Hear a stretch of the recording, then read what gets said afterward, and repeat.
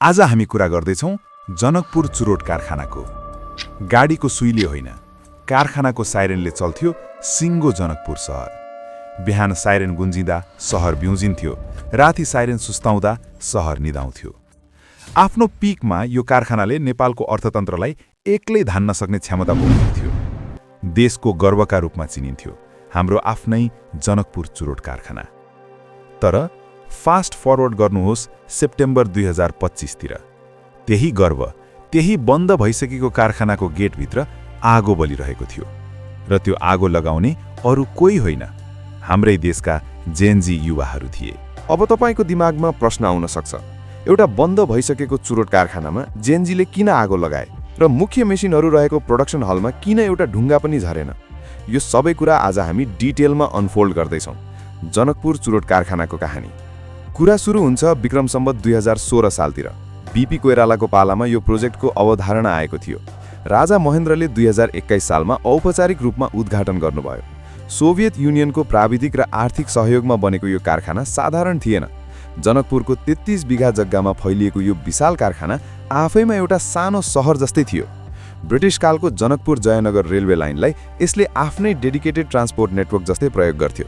कच्चा माल सिधै कारखानाभित्र आउँथ्यो। एक समयमा यो कारखानाले वर्षमा 2 अरबभन्दा बढी चुरोटका खिल्ली उत्पादन गर्थ्यो। याक र गैँडा जस्ता ब्रान्डहरू घर घरमा चर्चित थिए। पसलमा यी चुरोट नराख्ने सुखै थिएन। याकको स्लोगन नै थियो, अकबरी सुनलाई कसी लगाउनु पर्दैन। यो कारखाना एउटा व्यवसाय मात्र थिएन, यो जनकपुरको मुटु थियो। बिहान 6:45, दिउँसो 11, 2:30 र 3 बजे र राति ठ्याक्क 11 बजी बज्ने साइरनले कारखानाका 4000 कामदारलाई मात्र होइन, पुरै जनकपुर सहरको दैनिकी नियन्त्रण गर्थ्यो। कारखानाभित्र चुरोट उत्पादन भवन, प्रशासनिक भवन, सुर्ती गोदाम मात्र थिएन। कर्मचारीका लागि आवासीय क्षेत्र, गेस्ट हाउस, वैदेही स्कुल, अस्पताल, कवर्ड हल, धुलो फुटबल मैदान सबै थियो। राम्रा खेलाडीलाई कन्ट्र्याक्टमा राखेर तलबदेखि परिवारको जिम्मेवारी समेत कारखानाले नै उठाउँथ्यो। जागिर पाउनु भनेको त्यति बेला लोकसेवा पास गर्नुभन्दा ठूलो उपलब्धि मानिन्थ्यो। सबै कुरा राम्रोसँग चलिरहेको थियो, तर जहाँ पैसा र शक्ति हुन्छ त्यहाँ हाम्रा नेताहरूले आँखा गाड्न किन छोड्थे र? 2046 सालमा प्रजातन्त्र आयो, जनताले स्वतन्त्रता पाए। तर नेपालका ठूला सार्वजनिक उद्योगहरूका लागि यो प्रजातन्त्र ठूलो ग्रहण साबित भयो। सरकार फेरिएसँगै कारखानाको जनरल म्यानेजर राताहात फेरिन थाल्यो। राजनीतिक आसेपासेहरूलाई नियुक्ति दिइयो। जसले नेताको चाकरी गर्थ्यो ऊ जनरल म्यानेजर बन्थ्यो, कारखानाको बारेमा केही थाहा नभए पनि। ट्रेड युनियनको नाममा दादागिरी र मनोपोली बढ्यो। कारखानालाई चुरोट बनाउने ठाउँ होइन, बिना काम तलब खाने अखडा बनाइयो। बजारमा निजी क्षेत्र, विशेष गरी सूर्य नेपालले प्रवेश गर्यो। उनीहरूले चुरोट मात्र होइन, लाइफस्टाइल र स्ट्याटस बेच्न थाले, नयाँ मार्केटिङ, आकर्षक प्याकेजिङ र आक्रामक रणनीतिसँग।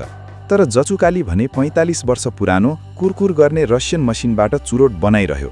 मसिन बिग्रिँदा स्पेयर पार्ट्स किन्न पैसा थिएन। तर नेताका कार्यकर्तालाई तलब खुवाउन ब्याङ्कबाट करोडौँ ओभरड्राफ्ट निकालिन थालियो। हद त तब भयो जब कारखानाको नयाँ बानेश्वर स्थित प्राइम ल्यान्ड एकाएक बेचियो। कारखाना बचाउन भनेर जग्गा बेचियो, तर आएको 72 करोड रुपैयाँसँगै तत्कालीन जनरल म्यानेजर श्याम कुमार महतो रातारात बेपत्ता भए भन्ने आरोप लाग्यो। बिस्तारै कच्चा माल किन्न पैसा सकियो। 2068 तिर याक र गैँडा उत्पादन पूर्ण रूपमा बन्द भयो। अवस्था यस्तो भयो कि कारखानामा एउटा खिल्ली चुरोट पनि बन्दैन थियो। तर सयौं कर्मचारी दैनिक हाजिर गर्न आउँथे, साइन गर्थे र काम नगरी घर फर्किन्थे।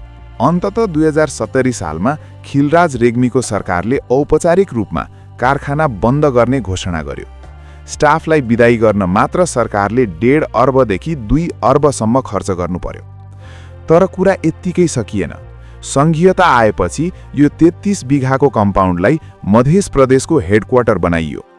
जनरल म्यानेजरको रातो बङ्गला चिफ मिनिस्टरको कार्यालय बन्यो। प्रोडक्सन भवनहरूलाई विभिन्न मन्त्रालय बनाइयो। जसले कारखानालाई यति क्रूर तरिकाले मार्यो, तिनै नेताहरूले त्यही कारखानाको लासमाथि आफ्नो कार्यालय खोलेर बसे। र यो हिपोक्रेसीको चरम उत्कर्ष हामीले 2025 को जेनजी आन्दोलनमा देख्यौं। काठमाडौँबाट सुरु भएको आगो जनकपुर पनि पुग्यो। हजारौं आक्रोशित भिडले जचुकालीको गेट तोड्यो र चिफ मिनिस्टरको रातो बङ्गला तथा मन्त्रालयका भवनहरूमा आगो लगायो। तर मुख्य प्रोडक्सन हल जहाँ पुराना चुरोट बनाउने मसिनहरू थिए त्यहाँ एउटा ढुङ्गा पनि झरेन, किनभने उनीहरूको आक्रोश कारखानाको इतिहाससँग थिएन। उनीहरूको रिस त्यो प्रणाली र ती नेताहरूसँग थियो जसले त्यो इतिहासलाई मारिदिएका थिए। एउटा पुराना कर्मचारीले भनेका थिए, जब साइरेन बस्थ्यो हामी गर्वले छाती फुलाएर कारखाना जान्थ्यौँ। आज कारखानाको गेट जलिरहेको छ र हाम्रो गर्व पनि खरानी भइसकेको छ।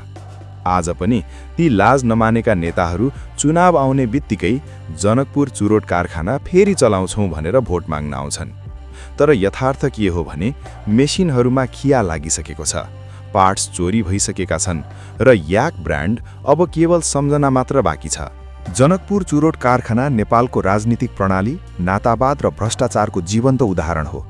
जहाँ सस्ताभन्दा माथि राजनीतिलाई राखिन्छ त्यहाँको परिणाम यस्तै दुःखद हुन्छ। अन्त्यमा प्रश्न तपाईसँग, तपाईलाई के लाग्छ, जचुकालीलाई अब फेरि चलाउन सम्भव छ वा यसको जग्गा बेचेर देशको ऋण तिर्नु नै बेस हो? यस विषयमा तपाईको बहुमूल्य विचार कमेन्ट सेक्सनमा अवश्य राख्नुहोस्। म कृष्ण कुमार शाह छिटै अर्को जानकारीमूलक भिडियोका साथ पुनः उपस्थित हुनेछु। धन्यवाद।